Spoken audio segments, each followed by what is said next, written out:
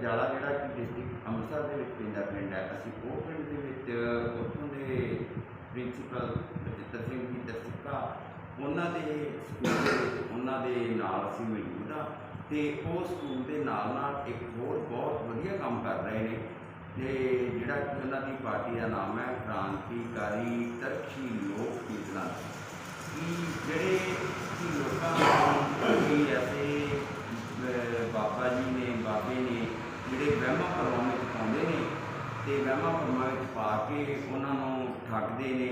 कई ऐसे गरीब ने कि जिहड़े उन्हां कोलों बहुत बहुत ज़्यादा ठगे जाते हैं तो उन्हां दा पर्दा फिर ये अपने सरदार बचिੱਤਰ ਸਿੰਘ जी हुणी पर्दा उन्हां दा फाश करते हैं तो फिर उन्हां नूं जो भी सज़ा हुंदी है वो मिलती है। तो आओ हुण तुहाडे नाल गल कराउने आ सरदार बचिੱਤਰ ਸਿੰਘ जी की कि किहड़े तरीके नाल ये सारा जिहड़ा काम करते हैं। हाँ जी सर। सत श्री अकाल जी। सब तो पहला सारिਆਂ ਨੂੰ दर्शकों ਨੂੰ भी ਤੇ ਤੁਹਾਡਾ ਵੀ ਸਾਰਿਆਂ ਦਾ ਧੰਨਵਾਦ ਤੇ ਖਾਸ ਕਰਕੇ ਪੰਜਾਬ ਫੋਕਸ ਟੀਵੀ ਚੈਨਲ ਦਾ ਤੇ ਮੇਰੇ ਭਰਾਵਾਂ ਦੇ ਮੇਰੇ ਤੱਕ ਪਹੁੰਚੇ ਨੇ। ਤੇ ਵੀਰ ਜੀ ਇਸ ਤਰ੍ਹਾਂ ਹੈ ਕਿ ਅਸੀਂ 2002 ਦੇ ਵਿੱਚ ਸੰਸਥਾ ਰਜਿਸਟਰ ਕਰਵਾਈ ਸੀ। अच्छा जी। ਵਹਿਮਾਂ ਭਰਮਾਂ ਤੋਂ ਲੋਕਾਂ ਨੂੰ ਜਾਗਰੂਕ ਕਰਨ ਲਈ ਤਾਂ ਕਿ ਲੋਕਾਂ ਵਿੱਚ ਇੱਕ ਜਾਗਰੂਕਤਾ ਆ ਸਕੇ। ਉਹਦੇ ਵਿੱਚ ਕੰਨਿਆ ਭਰੂਣਾਂ ਦਾ ਸਬੰਧ ਸੀ। ਇਸ ਤੋਂ ਇਲਾਵਾ ਉਹਦੇ ਵਿੱਚ ਲੋਕਾਂ ਦੇ ਆਰਥਿਕ ਸ਼ੋਸ਼ਣ ਜਿਹੜੇ ਸੀ ਉਹਨਾਂ ਨੂੰ ਕਿਵੇਂ ਕੰਟਰੋਲ ਕੀਤਾ ਜਾ ਸਕਦਾ, ਔਰਤਾਂ ਦੇ ਉੱਪਰ ਹੁੰਦੇ ਅਤਿਆਚਾਰਾਂ ਨੂੰ ਠੱਲ ਪਾਉਣ ਦੇ ਲਈ ਉਸ ਨੂੰ ਮੁੱਖ ਰੱਖ ਕੇ ਜਿਹੜੀ ਇਹ ਸੰਸਥਾ ਬਣਾਈ ਗਈ।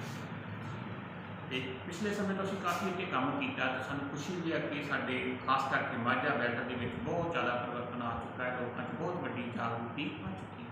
तो ये सर अज तक किन्ने क तुसीं ऐसे जिहड़े बाबे खंडी बाबे ने किन्ने क खंडी बाबिਆਂ ਨੂੰ ਤੁਸੀਂ ਫੜ ਕੇ ਭੇਜੇ? ਤਾਂ मेरी सोच मुताबिक काफ़ी ज़्यादा है कि सैकड़ियाँ तो प्लस ने। सैकड़े तो प्लस। हाँ जी। तो मैं उन्होंने कुछ जाने के नाम लिख सकता कि एक पिछले एक समय से ना आया से उन्हें कि सिख खालसा शब्द में वरत्या सी। अच्छा ते निशाने दा खालसा ला के हाँ हाँ हाँ निशाने खालसा ते उहदा सी पर्दाफाश कीता सी अपनी टीम दे नाल।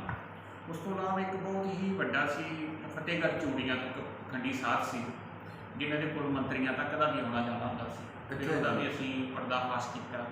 होर भी बहुत सारे अनगिणत लोगों के कुछ दिन पहला ही एक डड्डूआणे का एक पखंडी साथ से जिसने एक ऐसी बरादरी के छोटे जे मुंडे 13-14 सालों का कुट के भी तेरे च भूकिया तो खत्म होया कर दिता। फिर जो असं वो पैरवाई की तो पर्दाफाश किया तो उसके नाल ही परचा रजिस्टर्ड भी करवाया।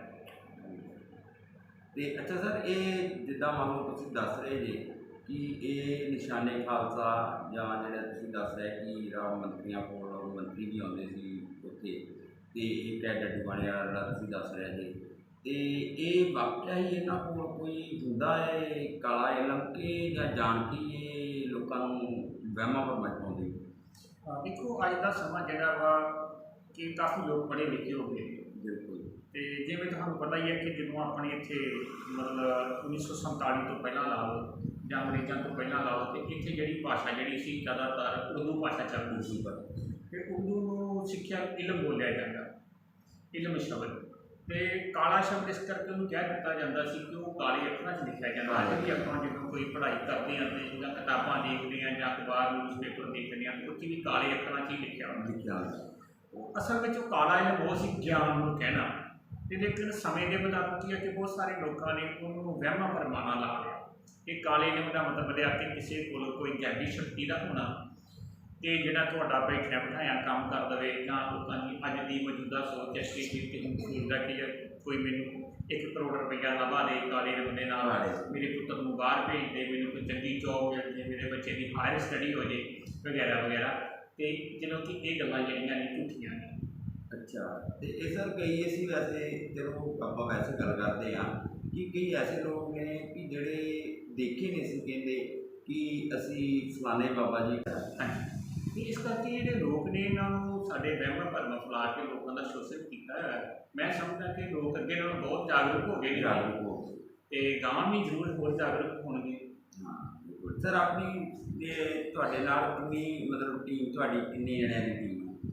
मेरे नाल काफ़ी सज्जन मेरे काम करते हैं, ਵੱਖ-ਵੱਖ महकमे में जॉब करते हैं तो उन्होंने सारे असीं लैके जो कोई साढ़े को शिकायत पहुँचती है ਅਸੀਂ ਫਿਰ ਉਹ ਪ੍ਰਸ਼ਾਸਨ ਨੂੰ ਵੀ ਇਤਲਾਹ ਕਰਦੇ ਹਾਂ ਤੇ ਸੋਸ਼ਲ ਮੀਡੀਆ ਨੂੰ ਜਾਂ ਆਪਣੇ ਪ੍ਰਿੰਟ ਮੀਡੀਆ ਇਲੈਕਟ੍ਰੋਨਿਕ ਮੀਡੀਆ ਦੱਸੀਦਾ ਕਿ ਆਹ ਸਾਡੇ ਕੋਲ ਮਸਲਾ ਹੈ ਤੇ ਜਿੱਦਣ ਫਿਰ ਅਸੀਂ ਪਰਦਾ ਫਾਸ਼ ਕਰਨ ਹੁੰਦਾ ਫਿਰ ਉਹਨਾਂ ਭਰਾਵਾਂ ਦਾ ਵੀ ਸਹਿਯੋਗ ਲਈਦਾ ਨਾਲ ਪ੍ਰਸ਼ਾਸਨ ਵਿੱਚ ਠੀਕ ਤਾਂ ਕਿ ਜਿਹੜੀ ਕੋਈ ਗੱਲ ਦਬੀ ਨਾ ਰਹਿ ਜਾਵੇ ਕੋਈ ਇਸ ਤਰ੍ਹਾਂ ਦਾ ਕਿੰਤੂ ਨਾ ਖੜਾ ਹੋਵੇ। ਬਿਲਕੁਲ ਵੀ ਤੁਹਾਡੇ ਤੇ ਕੋਈ ਸਵਾਲ ਨਾ ਖੜਾ ਕਰ ਤੇ ਇਸ ਤੋਂ ਇਲਾਵਾ ਸਰ ਆਪਣਾ ਰਜਿਸਟਰਡ ਕਰਾਇਆ ਹੈ ਰਜਿਸਟਰਡ ਆਪਣੀ ਕੰਪਨੀ ਦਾ ਹਾਂਜੀ ਹਾਂਜੀ ਠੀਕ ਹੈ ਸੰਸਥਾ ਰਜਿਸਟਰਡ ਹੈ। ਰਜਿਸਟਰਡ ਹੈ ਸੰਸਥਾ ਠੀਕ ਹੈ ਤੇ ਹੋਰ ਇਸ ਤੋਂ ਇਲਾਵਾ ਸਰ ਤੁਸੀਂ ਕੋਈ ਜਿਹੜੇ ਮੰਨ ਲਓ ਕਿ ਅਨਪੜ੍ਹ ਲੋਕ ਨੇ ਜਿਹੜੇ ਕਿ ਇਹਨਾਂ ਚੀਜ਼ਾਂ 'ਚ ਵਿਸ਼ਵਾਸ ਰੱਖਦੇ ਨੇ ਹਾਲੇ ਵੀ ਰੱਖਦੇ ਨੇ ਇਹ ਚਾਹੇ ਆਪਾਂ ਕਹਿ ਲਈਏ ਕਿ ਹੁਣ ਜਿਹੜਾ ਯੁੱਗ ਹੈ ਇਹ ਅਨਪੜ੍ਹਤਾ ਦਾ ਯੁੱਗ ਨਹੀਂ ਹੈ ਹੁਣ ਤੇ ਬਹੁਤ ਜ਼ਿਆਦਾ ਤਰੱਕੀ ਦਾ ਯੁੱਗ ਹੈ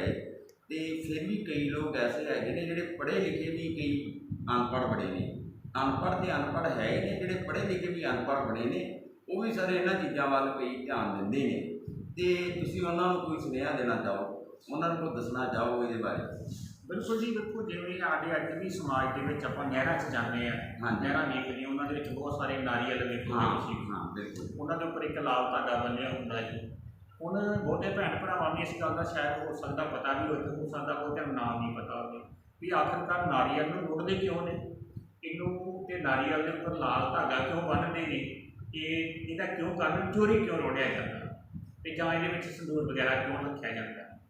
ਮੈਂ ਇਹਨੂੰ ਵਹਿਮ ਭਰਮ ਦਾ ਦੱਸਣਾ ਚਾਹੁੰਦਾ ਕਿ ਜਿਹੜੇ ਨਾਰੀਅਲ ਨੂੰ ਰੋੜਿਆ ਜਾਂਦਾ ਹੈ ਇਹਨੂੰ ਇੱਕ ਕਤਲ ਮੰਨਿਆ ਜਾਂਦਾ ਨਾਰੀਅਲ ਨੂੰ ਮਨੁੱਖ ਮੰਨਿਆ ਗਿਆ ਹੈ ਪਿਛਲੇ ਸਮਿਆਂ ਦੇ ਵਿੱਚ ਵੀ ਜਿਵੇਂ ਆਪਾਂ ਨਾਰੀਅਲ ਫੋੜਦੇ ਉਹਦੇ ਵਿੱਚ ਦੋ ਅੱਖਾਂ ਜੇ ਤੁਹਾਨੂੰ ਵੇਖਣ ਨੂੰ ਮਿਲਣਗੀਆਂ ਇੱਕ ਨੱਕ ਬਣਿਆ ਹੁੰਦਾ ਕਿਉਂਕਿ ਜਦੋਂ 1835 ਤੋਂ ਪਹਿਲਾਂ ਜਿਹੜੇ ਇੱਥੇ ਹੈਗਾ ਸੀ ਬਲੀ ਦਿੱਤੀ ਜਾਂਦੀ ਸੀ ਇੰਡੀਆ ਦੇ ਵਿੱਚ ਉਹ ਜਦੋਂ ਅੰਗਰੇਜ਼ਾਂ ਨੇ ਕਾਨੂੰਨ ਬਣਾਇਆ ਤੇ ਉਹ ਰੋਕ ਦਿੱਤੀ ਉਹ ਬੜੀ ਬੰਦ ਤੇ ਇਹਨਾਂ ਨੇ ਦੂਜਾ ਹੱਲ ਕੱਢਿਆ ਵੀ ਬਲੀ ਤੇ ਆਪਾਂ ਦੇਣੀ ਹੁਣ ਬੰਦੇ ਦੀ ਤੇ ਬਲੀ ਦੇ ਨਹੀਂ ਸਕਦੇ ਕਿਉਂ ਨਾ ਫਿਰ ਨਾਰੀਅਲ ਦੀ ਬਲੀ ਦੇਣੀ ਸ਼ੁਰੂ ਕਰ ਦਈਏ ਤੇ ਖੂਨ ਦਾ ਪ੍ਰਤੀਕ ਅੱਛਾ ਕਿ ਇਹ 'ਚ ਖੂਨ ਲਾਤਾ ਕਤਲ ਕਰ ਦਿੱਤਾ ਹੁਣ ਵੀ ਚੋਰੀ ਤੁਸੀਂ ਨਹਿਰ 'ਚ ਰੋੜ ਦਿਓ ਤੁਹਾਡਾ ਮਸਲਾ ਸੋਲਵ ਹੋ ਜਾਏਗਾ। ਇਹ ਬਲੀ ਦੇ ਨਾਲ ਜੁੜੀ ਹੋਈ ਇੱਕ ਕਹਾਣੀ ਹੈ ਜਦੋਂ ਕਿ ਸਾਡੇ ਬਹੁਤਿਆਂ ਲੋਕਾਂ ਨੂੰ ਇਸ ਵਿਸ਼ੇ ਵੱਲ ਧਿਆਨ ਹੀ ਨਹੀਂ ਦਿੱਤਾ ਸਰ ਸਾਨੂੰ ਖੁਦ ਨੂੰ ਨਹੀਂ ਸਾਰੇ ਸਕੀਮ ਬਾਰੇ ਪਤਾ ਤੇ ਮੈਨੂੰ ਇਸ ਗੱਲ ਦੀ ਬੜੀ ਖੁਸ਼ੀ ਹੈ ਕਿ ਨਵੀਂ ਪੀੜ੍ਹੀ ਜਿਹੜੀ ਹੈ ਸਾਡੀ ਉਹ ਬਹੁਤ ਵੱਡੇ ਪੱਧਰ 'ਤੇ ਇਸ ਵਿਸ਼ੇ ਦੀ ਖੋਜ ਕਰਦੀ ਹੈ ਜਾਗਰੂਕ ਹੋ ਰਹੀ ਆ।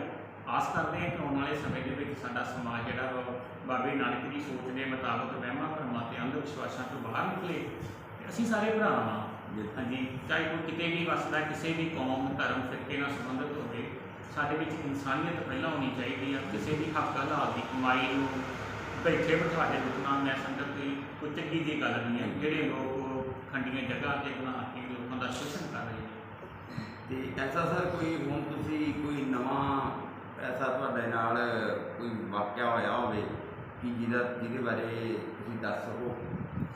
ਬਿਲਕੁਲ ਜੀ ਇਹ ਥੋੜ੍ਹੇ ਦਿਨਾਂ ਦੀ ਗੱਲ ਹੈ। ਅੰਮ੍ਰਿਤਸਰ ਦੇ ਉੱਤੋਂ ਦੋ ਪਖੰਡੀ ਤਾਂਤਰਿਕ ਸਨ ਜਿਨ੍ਹਾਂ ਨੇ ਇੱਕ ਭੋਲੇ ਭਾਲੇ ਪਤੀ ਪਤਨੀ ਤੋਂ ਇੱਕ ਔਰਤ ਸੀ ਗੁਰਮੀਤ ਕੌਰ ਉਹਨੂੰ ਵਹਿਮਾਂ ਭਰਮਾਂ 'ਚ ਪਾ ਕੇ ਬਿਲਕੁਲ 25,000 ਰੁਪਈਆ ਲਿਆ ਇੱਕ ਨੇ 35,000 ਰੁਪਈਆ ਲਿਆ ਤੇ ਫਿਰ ਅਸੀਂ ਉਹਨਾਂ ਨੂੰ ਉਹ ਪੈਸੇ ਵਾਪਸ ਦਵਾ ਦਿੱਤੇ। ਬੇਸ਼ੱਕ ਇਹ ਪੰਡਿਤ ਜਾਂ ਇਹ ਜਿਹੜੇ ਪਖੰਡੀ ਲੋਕ ਨੇ ਪੰਡਿਤ ਦਾ ਮਤਲਬ ਇਹ ਨਹੀਂ ਕਿ ਸਾਰਿਆਂ 'ਤੇ ਲਾਗੂ ਹੁੰਦਾ ਪੰਡਿਤ ਗਿਆਨਵਾਨ ਲੋਕਾਂ ਲਈ ਵਰਤਿਆ ਜਾਂਦਾ ਹੈ ਲੇਕਿਨ ਜਿਹੜੇ ਉਹਦੀ ਦੁਰਵਰਤੋਂ ਕਰਦੇ ਤਾਂਤਰਿਕ ਜੋਤਸ਼ੀ ਮੈਂ ਇਹ ਸ਼ਬਦ ਨਹੀਂ ਉਹਨਾਂ ਲਈ ਵਰਤ ਰਿਹਾ ਹੈ। ਇਹਦਾ ਕਿਸੇ ਹੋਰ ਸੰਪਰਦਾਇ ਨਾਲ ਜਾਂ ਕਿਸੇ ਸਮਾਜ ਨਾਲ ਇਹਦਾ ਸ਼ਬਦ ਪੰਡਿਤ ਦਾ ਕੋਈ ਅਰਥ ਨਹੀਂ ਰੱਖਦਾ ਨਾ ਹੀ ਉਹਨਾਂ ਜੋਤਸ਼ੀਆਂ ਦਾ ਰੱਖਦਾ ਆ ਜਿਹੜੇ ਬਿਲਕੁਲ ਚੰਗੇ ਕੰਮ ਕਰਦੇ ਨੇ ਇਹ ਸਿਰਫ ਉਹਨਾਂ ਲਈ ਹੈ ਕਿ ਜਿਹੜੇ ਗਲਤ ਕੰਮ ਕਰਦੇ ਨੇ ਆਪਾਂ ਸਿਰਫ ਅੱਜ ਉਸ ਵਿਸ਼ੇ 'ਤੇ ਗੱਲ ਕਰਦੇ ਬਿਲਕੁਲ ਤੇ ਕਿਵੇਂ ਦੀਆਂ ਇਹ ਘਟਨਾਵਾਂ ਜੋ ਉਹਦਾ ਪਰਦਾ ਫਾਸ਼ ਕੀਤਾ ਤੇ ਕੋਈ ਆਏ ਤੁਹਾਡਾ ਧੰਨਵਾਦ। ਉਹਨਾਂ ਨੂੰ ਵੀ ਸਰ ਕੋਈ ਸਜ਼ਾ ਹੋਈ ਕੋਈ ਮਤਲਬ ਪ੍ਰਸ਼ਾਸਨ ਦੇ ਬਾਰੇ ਕੀਤਾ ਉਹ ਅਸੀਂ ਮੈਸੇਜ ਛੱਡ ਦਿੱਤਾ ਜਦੋਂ ਅਸੀਂ ਉਹਨਾਂ ਨੂੰ ਕਿਹਾ ਕਿ ਤੁਸੀਂ ਇਹ ਠੱਗੀ ਮਾਰੀ ਉਹਨਾਂ ਦੇ ਨਾਲ ਤੇ ਉਹਨਾਂ ਨੇ ਫਿਰ ਉਹਨਾਂ ਨੇ ਸਾਰੇ ਪੈਸੇ ਵਾਪਸ ਕਰ ਦਿੱਤੇ ਕਿ ਅਸੀਂ ਗਾਂ ਨਹੀਂ ਅੱਛਾ ਹਾਂਜੀ ਉਹ ਫਿਰ ਪਰਿਵਾਰ ਜਿਨ੍ਹਾਂ ਦੀ ਸ਼ਿਕਾਇਤ ਸੀ ਉਹ ਸੈਟਿਸਫਾਈਡ ਹੋ ਗਏ ਫਿਰ ਉਹ ਮਸਲਾ ਉੱਥੇ ਹੀ ਠੀਕ ਹੈ। ਤੇ ਹੋਰ ਸਰ ਤੁਸੀਂ ਕੋਈ ਸਾਡੇ ਦਰਸ਼ਕਾਂ ਨੂੰ ਕੁਝ ਦੱਸਣਾ ਚਾਹੋ ਕਿ ਇਹਨਾਂ ਵਹਿਮਾਂ ਭਰਮਾਂ ਚੋਂ ਕੱਢਣ ਵਾਸਤੇ। ਮੈਂ ਦੇਖੋ ਦਰਸ਼ਕਾਂ ਨੂੰ ਇਹ ਕਹਿਣਾ ਚਾਹੁੰਦਾ ਕਿ ਜਿੱਦਾਂ ਪੰਜਾਬ ਫੋਕਸ TV ਚੈਨਲ ਹੈ ਇਹ ਕਾਫੀ ਮਿਹਨਤ ਕਰਦੇ ਨੇ ਸਮਾਜਿਕ ਮੁੱਦਿਆਂ ਨੂੰ ਸਾਹਮਣੇ ਲਿਆਉਣ ਦੀ ਤੇ ਉਹਨਾਂ ਨੂੰ ਇਹ ਚੈਨਲ ਨਾਲ ਵੀ ਜੁੜਨਾ ਚਾਹੀਦਾ ਵੇਖਣਾ ਚਾਹੀਦਾ ਇਹ ਚੈਨਲ ਨੂੰ ਉਤਸ਼ਾਹਿਤ ਕਰਨਾ ਚਾਹੀਦਾ ਤੇ ਰਲ ਮਿਲ ਕੇ ਜਿਹੜੇ ਵਹਿਮ ਭਰਮ ਜਿਹੜੇ ਅੰਧ ਵਿਸ਼ਵਾਸ ਨੇ ਸਾਨੂੰ ਉਹਨਾਂ 'ਚੋਂ ਬਾਹਰ ਨਿਕਲਣਾ ਚਾਹੀਦਾ। ਕੋਈ ਦਿਨ ਨਹੀਂ ਮਾੜਾ ਹੁੰਦਾ ਮੰਗਲਵਾਰ ਜਾਂ ਵੀਰਵਾਰ ਸਾਨੂੰ ਇਹ ਸੋਚ ਕੇ ਨਹੀਂ ਕਰਨਾ ਚਾਹੀਦਾ ਕਿ ਮੰਗਲਵਾਰ ਦੇਖੇ ਨਹੀਂ ਸੀ ਕਹਿੰਦੇ कि असी फलाने बाबा जी को गए तो सानू उन्होंने इदा किया तो साडा बेड़ा बाहर चले गया। ये वाकया ही तुहाडे मनण च आउंदा कि इदा हुंदा है?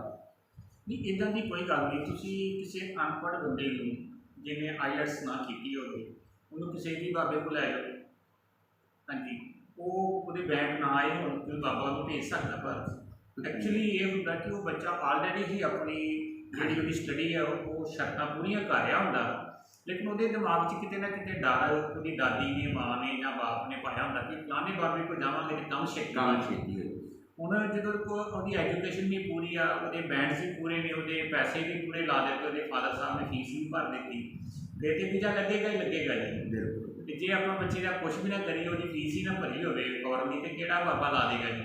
हाँ, ये तो बिल्कुल गल सही है सर तुहाडी कि ये तो मापिया ने करना जो करना सारा कुछ तो नाम बाबे का लग जाना।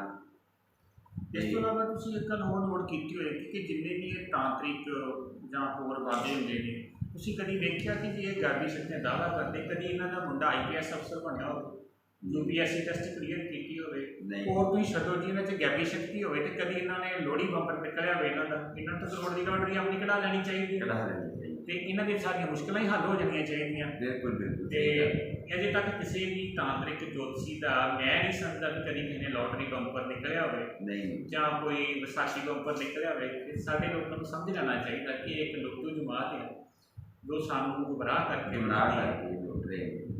ये बिल्कुल सही गल है सर तुहाडी कि वाकई जेकर इन्हां कोल इन्नी शक्ति होवे ते ये सर उत्थे चले जाण प्रोग्राम जिहड़ा करोड़पति आउंदा है उत्थे जाके सारे सवाल दे के ते करोड़पति बन जाण।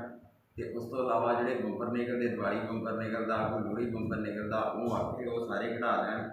ते ये फिर तुसीं मतलब इहनूं सिरे तो नकारदे जे कि ये मतलब जिहड़े ने ये सारे फेक ने बिल्कुल ते ये लोकां नूं गुमराह करके ਤੇ ਉਹਨਾਂ ਨੂੰ ਸਿਰਫ ਲੁੱਟਦੇ ਨੇ। ਬਿਲਕੁਲ ਜੀ, ਮੇਰੀ ਜਿਹੜੀ ਆਪਣੀ ਨਿੱਜੀ ਸੋਚ ਹੈ, ਮੈਂ ਇਹਨਾਂ ਗੱਲਾਂ 'ਚ ਬਿਲਕੁਲ ਵਿਸ਼ਵਾਸ ਨਹੀਂ ਰੱਖਦਾ। ਜਿਵੇਂ ਬਹੁਤ ਸਾਰੇ ਸ਼ਬਦ ਨੇ, ਜੇ ਆਪਾਂ ਉਹਨਾਂ ਦੀ ਤਹਿ ਤੱਕ ਜਾਂਦੇ, ਜਿਵੇਂ ਇੱਕ ਸ਼ਬਦ ਹੁੰਦਾ ਮੰਗਲੀ, ਤੇ ਬਹੁਤ ਸਾਰੇ ਲੋਕਾਂ ਨੂੰ ਵਹਿਮ ਪਾਇਆ ਜਾਂਦਾ ਕਿ ਤੁਹਾਡੀ ਲੜਕੀ ਮੰਗਲੀਕ ਹੈ।